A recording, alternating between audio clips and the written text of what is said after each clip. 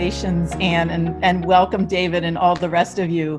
I know that we're running a very tight ship on these awards, but I especially requested to just have a few seconds to speak about Anne, and because Anne and David are very special people, and everyone associated with Drew is special, but I've had the gift of getting to know them a bit better personally than I have many of the alums. And I've watched the way that Anne has thoughtfully made sure that her engagement with the university and their philanthropy with the university is well thought and in tune with what the university needs, but in a way that that helps accelerate the university's goals instead of being so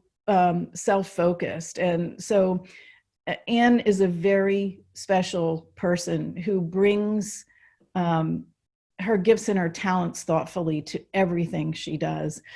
She's also a really interesting person in just many ways, in terms of her career, in terms of her volunteer leadership, in terms of her thoughtful love of the arts and patronizing individuals. What I've learned about both Anne and David is that they approach everything in their lives with that same level of thought and care that sort of brings their interest and their talents and their gifts together with those that they're supporting. And as a friend, I see that too, just in the way that they engage with friends. I am so very pleased that this award is coming to you, Anne, and I'm very, very proud that Drew calls you an alum. Thank you. Thank you, Marianne. To introduce the award is one of our alumni board members, Bob Duffy, who Anne, I believe you know very well from the Boston Club. Mm-hmm. Thank you, Carol. So before I begin, I also want to thank Marianne for her service as a 34-year volunteer. I found your leadership very inspirational. And very proud to have you as university president. So thank you. Thank you, Bob. My name is Bob Duffy, and I'm a proud graduate of the College of Liberal Arts, a member of the College Alumni Association Board of Directors, and chair of the Boston Alumni Group. Today, I have the tremendous honor of awarding one of Drew's Alumni Achievement Awards to Anne Ingram from the College of Liberal Arts class of 1970. I know Anne from some of the many Boston alumni events we have both attended. I appreciate everyone joining this virtual ceremony to recognize and celebrate Anne's achievements. To provide a bit of perspective on the Alumni Achievement Awards, these have been awarded to outstanding Drew graduates going back to 1956. The Alumni Association now presents 9 awards annually to outstanding Drew graduates. And today, joins the elite company of more than 200 award recipients among 19,000 Drew College of Liberal Arts graduates. The Community Volunteer Award recognizes an alumni who has made significant contributions to their community, their state, and the nation as a volunteer and have demonstrated outstanding character and leadership to Drew. Anne graduated from Drew in 1970 as a political science major and participated in the Washington, D.C. and London semesters. Recognizing the importance of these specialized semesters, Anne and her husband David have established an Endow Fund to help finance the newly created New York Semester on Social Entrepreneurship. In 1978, she received an MBA from Simmons College in Boston. Anne began a banking career in corporate lending with the First National Bank of Chicago in the Chicago, Dallas, Boston offices, and then with Bank of New England in Boston. Anne's volunteer activities have been many and varied. She has volunteered in her local schools and her church, which she continues to act as a volunteer. In 1991, she served as a member of Wellesley's Financial Advisory Committee, and in 1995 was elected to 2 terms as a town meeting member. Ann's longest volunteer service and one of the most rewarding has been her association with Newton Wellesley Hospital. The Boston area is often recognized for its medical care, and Newton Wellesley Hospital is the premier Boston suburban hospital. Ann began her work at Newton Wellesley in 1993 as a member of the hospital's board of advisors.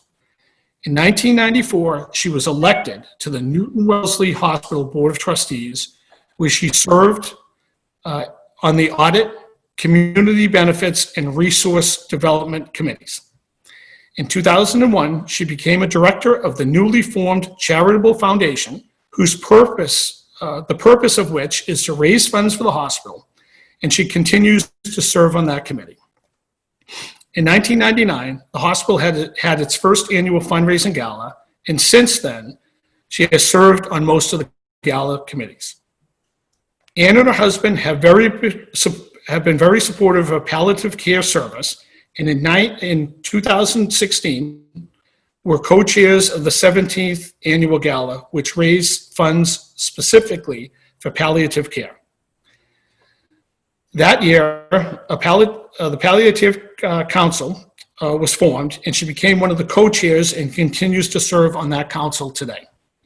The council is composed of interested citizens who want to learn more about palliative care, become goodwill ambassadors, and help raise funds dedicated to providing and expanding the palliative care service. I am very proud to introduce Ann Ingram, a fellow Bostonian and recipient of the Drew Alumni Community Volunteer Award. Thank you so much, Mary Ann, for your kind words, and Bob Duffy, and you've taken away everything I was going to say, so might as well throw out my notes and we'll just sort of chit chat for a bit, but I do want to add a few things. One of the things, or a couple of things that Bob would not be able to tell you about my work with the hospital is how I became involved with it, why, and the impact of that relationship that it's been for me. And the answer is pretty simple. It's people. Most of the organizations, if not all of the ones that I have been volunteering for, occurred because somebody that I respected asked me to become involved. And I did that. I accepted that challenge because I thought I could make a difference to the organization, the mission of the organizations, and the beneficiaries of those organizations or institutions. And I also thought that I would learn a lot, I would enjoy the people, I would respect them. So the people aspect has been really what has been an important thing for me in my volunteer work. Now, Bob mentioned my long involvement with Newton Wellesley Hospital. I think I'm going on 25 or 26 years. So I don't need to go into a lot of that detail. But I joined because a person that I respected, a personal friend, asked me to become involved. So again, it was that people connection. When I was on the charitable foundation of the first year, we decided that we would try to have a gala to see if we could raise some money. Well, as Bob said, I think we're now into the 20th or 21st annual gala. And David and I have gone, I think, to almost all of them except maybe 2 or 3. And the purpose has been, obviously, to raise funds for the hospital, for its facilities and its services that serve the community. So it's the people. We wanted to raise community awareness and hopefully encourage and get people to volunteer in the hospital on boards, on councils, however they wish to do that. Another example of that people or person connection was at a meeting of the Charitable Foundation a couple of years ago. One of our doctors, Dr. Julia Ragland, who was head of the pain and palliative care service, came and gave a presentation. And palliative care is such a vital service that is provided to serious and chronically ill patients and to their families. But one of the problems with this is that it is under reimbursed by insurance. And so outside funds are needed. And so after that meeting, David and I alone met other times with Julia. And we decided, as Bob mentioned, that we would fund an endowment in support of palliative care. That came about because of that one initial meeting with Julia when she came to give the presentation. And I will say that the 25 years that I've spent working at the hospital they've been wonderful. They have been populated with the most committed, dedicated, wonderful professionals, volunteers who have given me great joy, who have inspired me to do more things and hopefully make more of a contribution.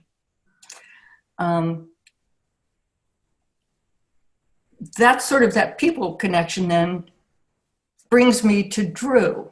And my relationship with Drew, like the hospital, like a lot of my other volunteer activities, is part of an institutional community participation, but also my connections with the people who are part of that community. My longest connections have been sort of my active friendship with some of my classmates, particularly Chris Stewart, who is on this call.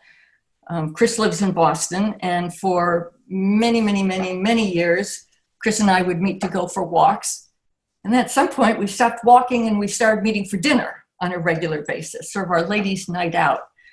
And we've done that for years until this pandemic, and we haven't been able to do that much lately, but we will get back to it. Another longtime connection I have is with Lois Beakey, Dr. Lois Beakey, who was my Russian professor beginning my freshman year. I took 3 years of Russian with Lois. And for decades, Lois and I have exchanged correspondence at Christmas time. And a couple of years ago, David and I had the pleasure of actually seeing Lois at a Drew Society dinner. And subsequently, when we've been on campus, we've been able to continue to renew that connection. So Lois and I go back 54 years, and what a wonderful connection that has been for me.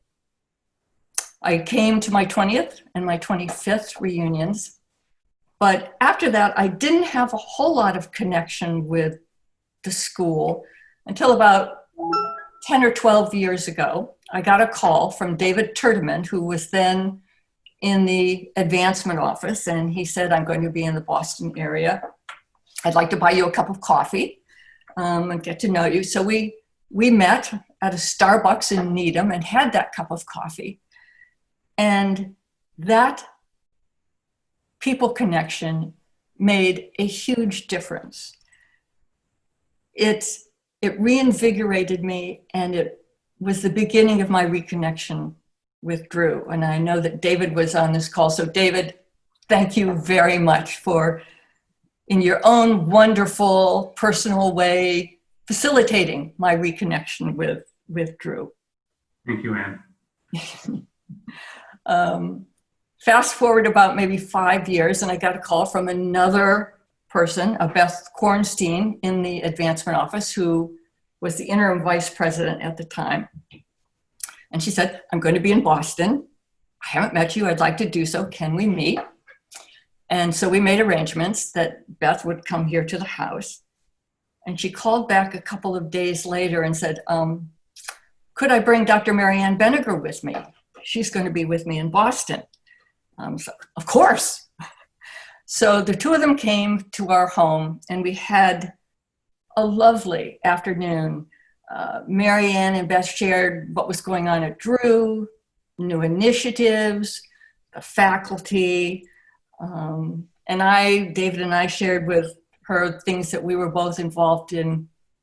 I think I told her, and you can correct me if I'm wrong, Marianne, I think I told you about my long relationship with Lois Beakey and the importance of my 2 off-campus semesters that I spent in Washington and London. And I think at that point, Marianne said, well, we have a new semester that's starting, the New York semester on social entrepreneurship. And it's being created and taught by a Dr. Jennifer Olmsted, a professor of economics at the school.